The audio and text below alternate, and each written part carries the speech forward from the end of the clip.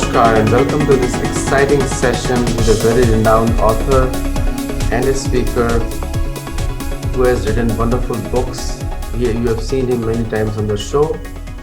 And today we are discussing a very important topic that all of you are aware of yoga and vegetarianism and other scientific concepts. Also, what you have seen that how 1.3 billion people from India coped with the coronavirus through the traditional medicine, and also they have with such a large population, nearly four times that of USA, they have still have the less patients.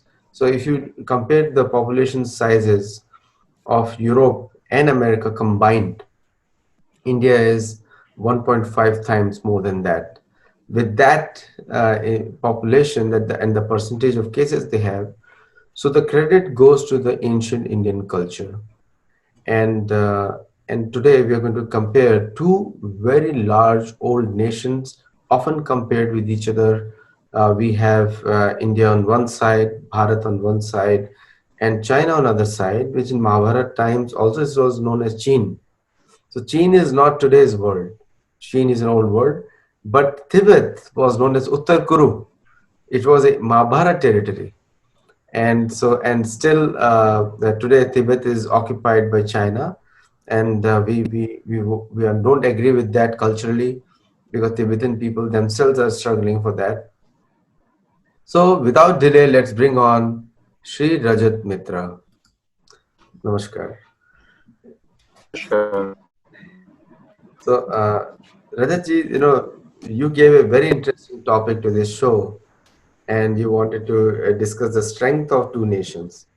So comparison. So how do you compare?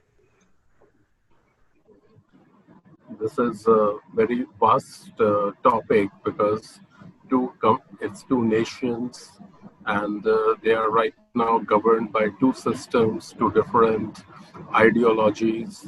And on one side, there are 1.3 billion people. On the other side, also we have a similar number.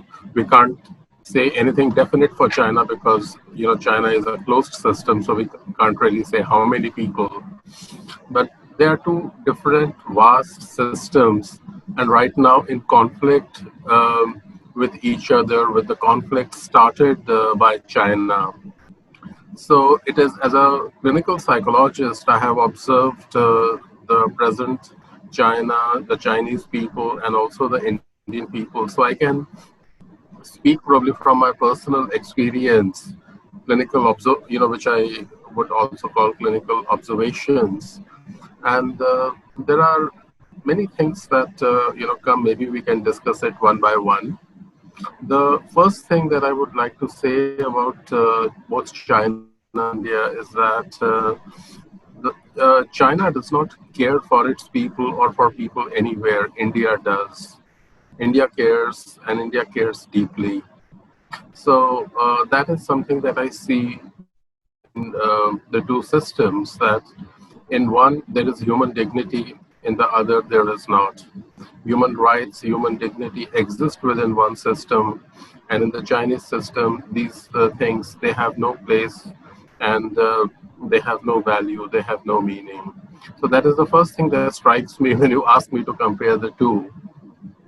And maybe I can share it with a personal, with an example, if you permit me. Sometime back, we lived in Hong Kong, and one of my neighbors, he was a person who had come from China. He showed me a question paper that his son had been given, and the question paper had things like, if you see a Chinese, I mean, that was the time when the Olympics were just beginning, and this was a question that the school children were given. So the questions were like that: if you see a Chinese athlete on the podium and he has won a gold medal, does it bring tears to your eyes? So he showed me this, and he said that, I know you are a psychologist, and how do you interpret this? So he translated it for me, and I read that. So it said, if you feel tears in your eyes after seeing a Chinese athlete on the podium, very good. If you don't, go to your teacher and discuss that with the um, teacher as to why you did not have this. So he said, my son did not do that. And he was admonished by the teacher and saying, this is shameful, this is not okay, you should have. But yeah, so what he told me was that his they came away from China to escape this brainwashing and were living in Hong Kong, and now China is again trying to do the same thing, doing brainwashing to his children. And he said that this is not something that I like. This is what I came to escape from, right? So then we were talking, we talked for a short while, and he said, can you tell me any other country which would try to reduce its children to such robots, to people without feelings, right?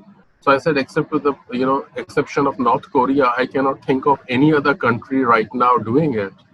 So can, say, for example, Russia or America or anyone else try to make such inhuman objects out of their children, how they should feel, how they should act, everything according to a set pattern. So this is what defines for me the China of today.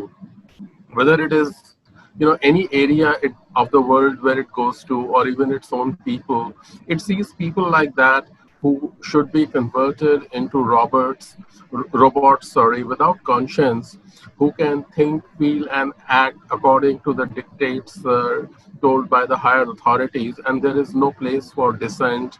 There is no place for your own individuality or human dignity. Now, this is something which is unthinkable in India. This is something I would say that, we are 1.35 different people. We have our feelings, we have our thoughts, we have our individualities. Our government is not forcing us to become robots, to think like one and to be like one.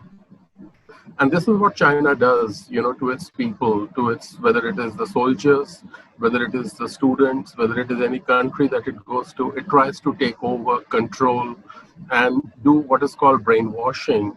And I think that very few people know that, that the whole concept of brainwashing and psychological brainwashing, it is something that was first found out in China only, almost 70 years ago.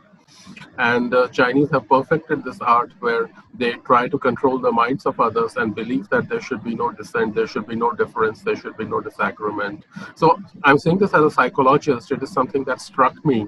And this is something which I also see a parallel in the way that they have treated the recent violent clashes where their soldiers attacked our soldiers, and our soldiers fought bravely, and many of their soldiers died. But you don't see any mention of that. There is no mention of their how many soldiers died. Our soldiers who were martyred, the entire neighborhood, the entire people came forward, and it was a moving, poignant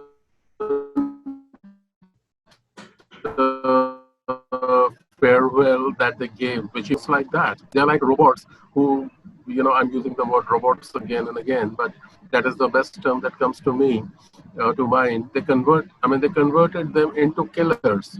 India doesn't convert its soldiers into killers. India India treats its soldiers to become defenders of the country, but China treats its soldiers in such a way that they become killers and nothing but killers. So there is no sympathy or empathy for the people. So when they go back, there is no farewell for them.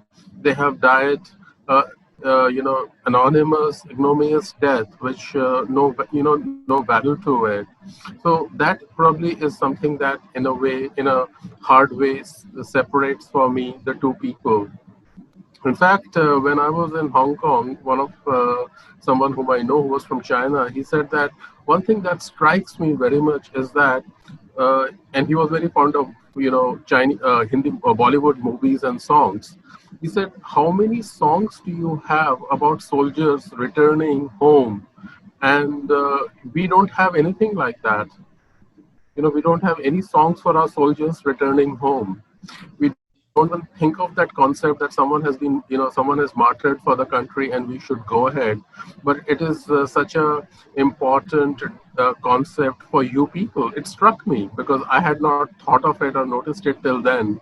And it took me a Chinese settled in Hong Kong to, remind me of that how we treat our soldiers, and this is a civilizational value. And I had once discussed it with someone from also Pakistan who was there, and he said we also don't have any songs, which kind of give value to the martyrdom of our soldiers. So it's very similar. China is much more, probably Pakistan is also a shade less. So it's the way we treat our people, it's the way we treat our soldiers. There is a big difference, and that is, I think, the biggest strength that India has right now, a dharmic, inner core that China doesn't have or Pakistan doesn't have. So I think I hope I've answered your question. No, you bring up a very interesting point about Chinese psychology. I have seen that in Japan, and the world has seen that in North Korea, and world has seen that in other parts of Eastern Bloc, especially China, North Korea, and Japan also. Japan is also very robotic people. There is one difference in Japan is people are allowed to express, and they count Yeah. their dead in a much more like Hindus do. Now, when you drew a parallel with Pakistan, now that brings to me a point, and I have long maintained it, that just on the soldiers account, and I'm not comparing the rest of it, Islam also appears to be a communist ideology from that discussion point of view, because they have that very communal mindset. It's my community or nothing, which is very communal, that only one communal. Now, coming back to my next question, Indo-China. So, what do you see the strength in from the psychological perspective of Hindus versus Chinese? Uh, the I mean, I think I did talk some of it in the last question, that the psychological strength of Hindus versus that of the Chinese. Like in psychology, we have a concept called script. Script means like individuals have scripts, systems have scripts. Scripts are the basic way in which I see life, the way I see the world, right? So like India's script has, for as a civilization, has been Vasudhaiva Kutumbakam, right? The whole world is my friend, and I'm someone there to absorb everyone, to empathize with the world itself, and this is my relationship. This is deeply ingrained in us.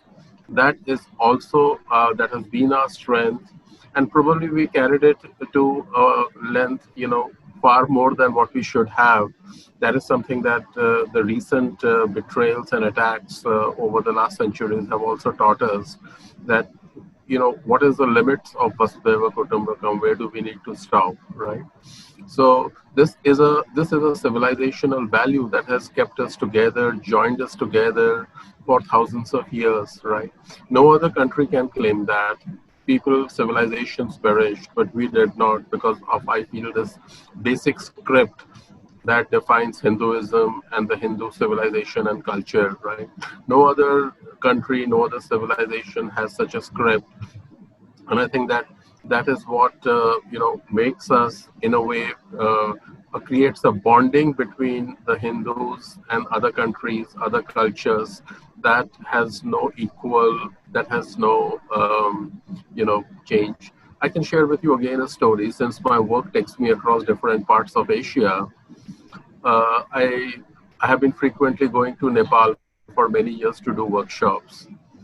So one day there was just a talk about Nepal-India relations, and so there were Nepalese people, and we were talking about how do you, first politics and then about India.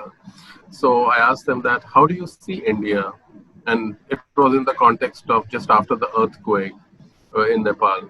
So he says, you have to understand India like, and this is the way we see it, that हमने आपको अपनी लड़की दी है. They were referring to Sita. Okay, so that is our relationship, right? समधी का. और ये रिश्ता टूट टूटेगा नहीं, right? And they said, आप लोग कभी कभी इसकी कदर करना भूल जाते हैं, right? You forget to take enough care of it, but we don't, and we keep on reminding you in our own way. So then one of the person said, आप बताइए क्या ये टूट सकता है? तो मैंने कहा बिल्कुल नहीं भाई, आपने तो आज मुझे कटघरे में खड़ा कर दिया. You literally put me in a place where, I mean, अगर आप लोगों ने हमको लड़की दी है तो जिम्मेदारी तो हमारी बनती है. कहते this is what defines Nepal India relationship. And then we were talking, I told you we were just talking after the last earthquake that were there. Everywhere in Nepal today, you see the Chinese presence. You know, in hotels, in the construction work, you see the largest number of Chinese ambulances everywhere. So we were talking about that. They told me that this is a relationship they are trying to destroy, right? They know about it, right? They asked us and we also told them, but this is a relationship they cannot destroy. So you have to understand that the way your country, that is, I mean, I would say here, the Hindus and the Hindus of here have created a relationship that is rock solid, that is so deep, that please understand this. Please, this is what binds us. And I remember that I was, when I was working on the border areas of Nepal and India, where a lot of conflict had gone on, they had put a huge billboard of Modi who had visited that town some time back. And they said कि हमें आपसे बहुत उम्मीदें हैं, आप समझिए इस बात को. We reach out to you, right? And the more you establish your Hindu identity, the more it will help us also to develop the Hindu identity of Nepal. Don't try to be secular. Don't try to do something which you are not. So it brought, it kind of made me a little emotional, and it brought tears to my eyes to know that how deeply our ancestors had created this bond that still lasts, and this is the bond that someone else is trying to destroy. And we must understand and reach out based on that bond. We have similar bonds with other nations of Asia. We have similar bonds with other, people everywhere that our ancestors created. We need to understand the historical roots of that bond and develop that and reach out, with that. So I think that that to me is one of our biggest strengths, that the bond still exists, and we should not do anything to destroy it or to weaken it and lessen it. We must understand that. I tell this story to everyone. We understand that हम नेपाल के समधी हैं, and it always brings a laughter. It always brings that. But many people, when I talk to this, that we are not aware of it, that Nepalese people see us like that, right? Now, where did we lose this knowledge? Where did we lose this awareness? Should we create it right now? They said, we talk about it, but you people don't, right? So this is an eternal bond, right? Of, being something with each other, and it's with so many historical roots. So I think we need to focus upon the bond that we already have and develop that further. This is one of my earnest appeal is. No, absolutely right. And the one thing, greatest thing about the Indian people, which Americans would attest to that, is that loyalty. And that loyalty is the hallmark of all the Indians. And somehow, it is amazing if you ask a general American on the street that how do you see as Indian, their respect for Indian culture is so high Yes. that the first question asked is who wants to fight with Indians. Number one question is usually who wants to fight with them. So when I tell them there are crazies out there who fight with India, whether it's a communist China or a communist Islam, both of them fight and with India. So they're amazed at that. Now coming back to the next question of the strength between the Indian and the Chinese, actually in a way, Chinese culture, all types of Buddhism has come from India. And Lhasa has been the first point of contact where the large Indian Huensang is preserved over there in the 7-layer temples in Lhasa. And the cultural imports from India to China and what China is today, their entire ideological basis is Indian Dharma, Sanatan Dharma, which they are integral part of it. Now, if you look at from spiritual point of view, then they are dharmic cousins. So where is Yeah, this dichotomous come about it? Where dichotomy where they are completely separated? I- Is it the Chinese Communist Party rule? This was not even true in Ming Dynasty also. Ming Dynasty also, King no, Dynasty also, they all maintained close cultural connects with India. But is it because of the Communist Party that they have gone so out that like they literally have begun to hate? And there is a propaganda in China today. The Indians are dark, very cunning, very, very. You cannot trust them. Like that kind of propaganda is there in China today. yeah, So where is this yeah. coming from? I think it's coming from probably many sources, and I mean, I found, for example, the behavior of Chinese people towards Indians in my stay over there to be very racist, right? For example, I have not faced so much racism in the amount of racism I have faced in Hong Kong, most Hong Kongers are not racist, but if you see the Chinese people within them, they are extremely racist.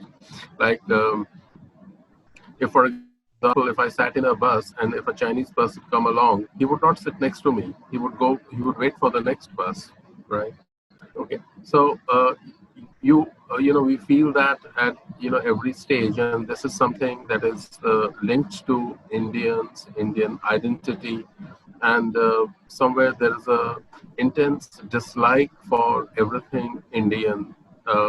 In that's what you notice in most Chinese people. The area where we stayed in, the Chinese people did not like us. The moment we would go out and take out we would go for a walk, you could see that there is a dislike within them, right? Now, asking them that where it is coming from. Is it coming from the communism? It is coming from the ancient thing. In ancient times, they respected us very deeply. Like they came for education, they came for to the Indian universities. Uh, I think ever since the communism and the government came over, probably there was a radical change towards looking upon India as a rival and trying to put down India. So I would say that perhaps a lot of it belongs to the communist and the extreme ideology that they have followed since then, right?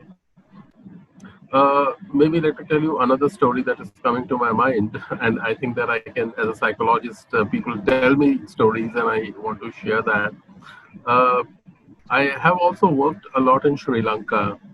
I still keep on doing that, and I used to hold workshops on trauma for different groups.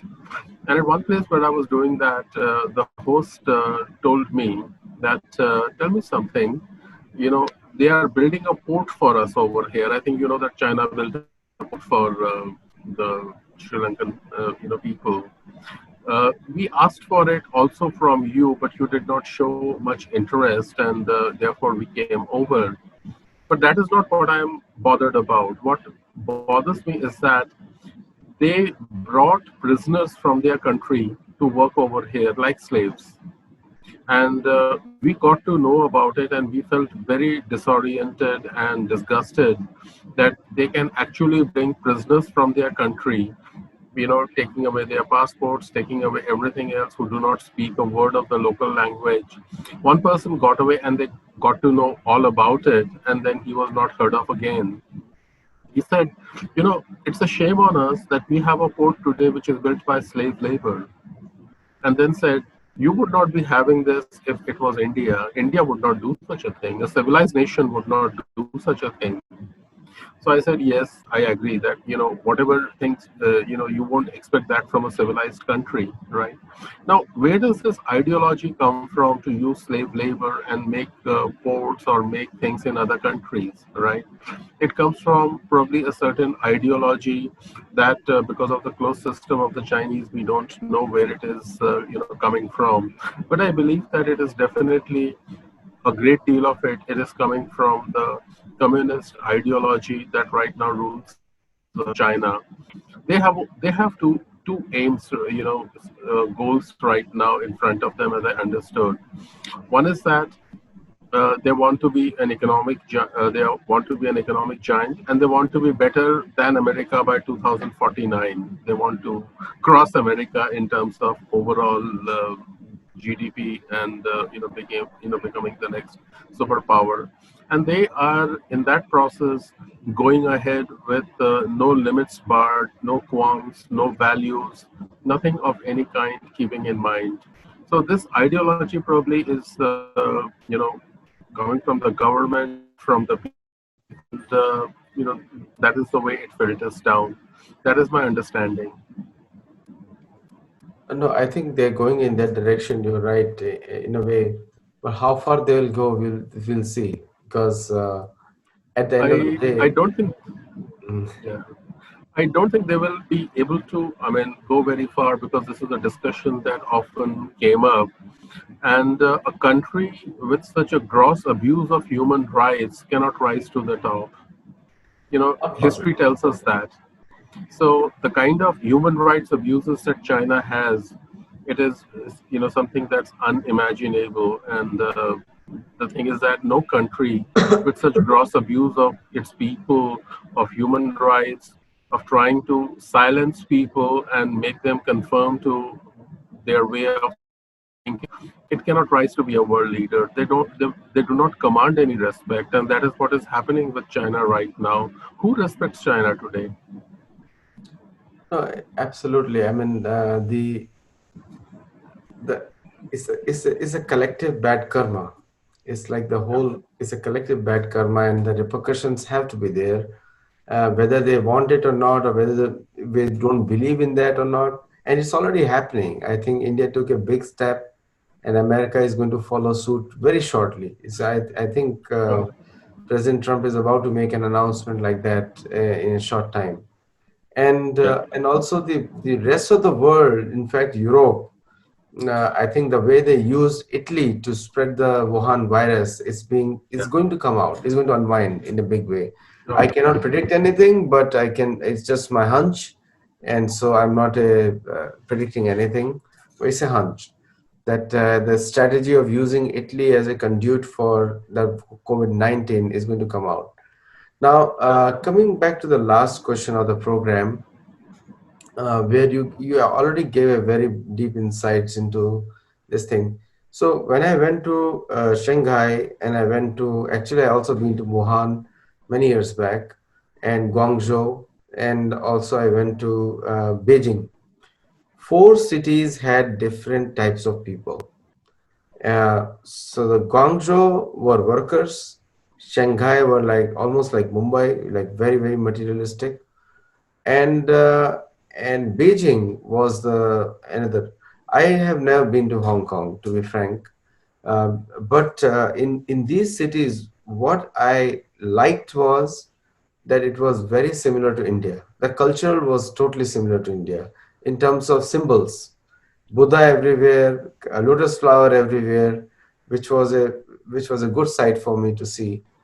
But the people were a complete copycat of Americans. Like they're Chinese looking people, but they're singing Brian Adams songs in the trains, yeah, which is and it's a Chinese guy singing it. It's yeah, like the worst thing you can ever see, that a Chinese guy trying to copycat a Brian Adams. And so everything is built around they want to be Americans, they want to copy everything American, but in a Chinese way. But they yeah, don't even replace the words. So they so it's a I asked one local friend of mine there, and they said that they're singing a Summer of 69, and they said no, it is they don't even know that Brian Adams sang that song originally, Summer of 69. And he told me some Chinese singer's name, that he's the one who sang it in English, and they're very proud of it. So the copycatism was institutionalized in their system. So my conclusion was that they are the best workers. Like if they're told what to do, they can do amazing things. But if you put them on an independent thought, or to create something new without copying somebody else, it's a difficult work for them.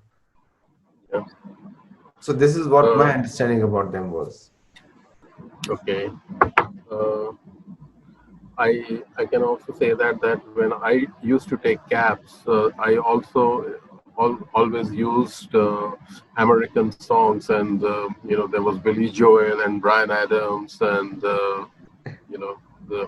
all the latest. So they do listen to that. But I mean, if you see that the thinking, the thinking process within them, that is very transgenerational. The Chinese think in terms of generations, right? For example, I mean, everywhere where you go, you would find homes for ancestors, right? Where their uh, memories are kept in terms of certain symbols, and they are almost on every street. So they have a thinking, they have a symbolism that is very deep, right? Which they still maintain. I don't, and they also have the latest, Yes. songs and all that. That is one side of them.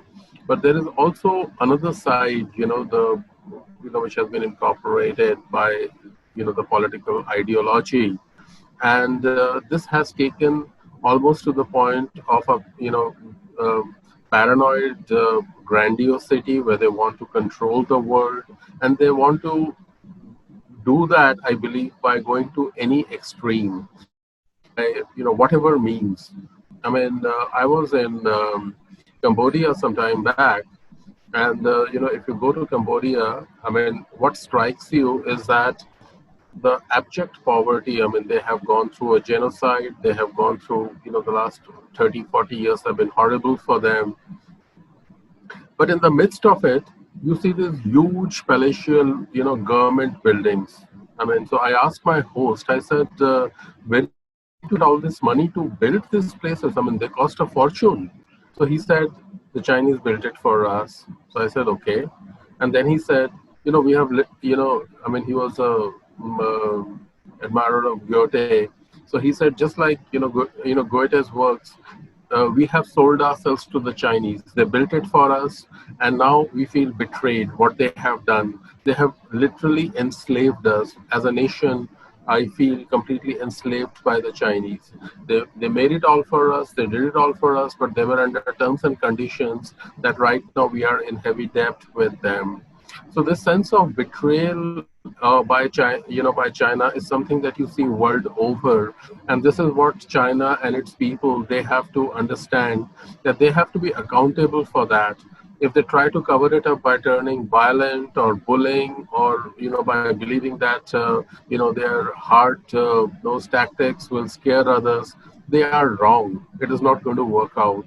So that is something that will give rise to peace between in the world. But if it is not, then I think the world is going to ask accountability from China, and that is what it is doing right now. So very good point, and we come to the end of this discussion. As usual, it's very informative with you, Dr. Rajat Mitra. Thank Now, you. in coming back to China, I think American viewers know it very well that China understands military strength. And I think for India to stand up to China militarily will make them humble and understand better than any type of conversation or talks. Negotiations don't work with Chinese because they're too hard-witted. If you ask any American businessman, they will exactly tell you that how they deal with China. So with that in mind, I'd like to end here. Thank you so much, Rajat Mitra ji. Always a pleasure to have you, Thank you. and always a pleasure to listen to you. Your And deep I insight. wanted to make a last point if there is time for it. Yes, please It go is ahead. about what you mentioned about Indian Army and Chinese Army. The Chinese Army is built around, the Indian Army is battle hard.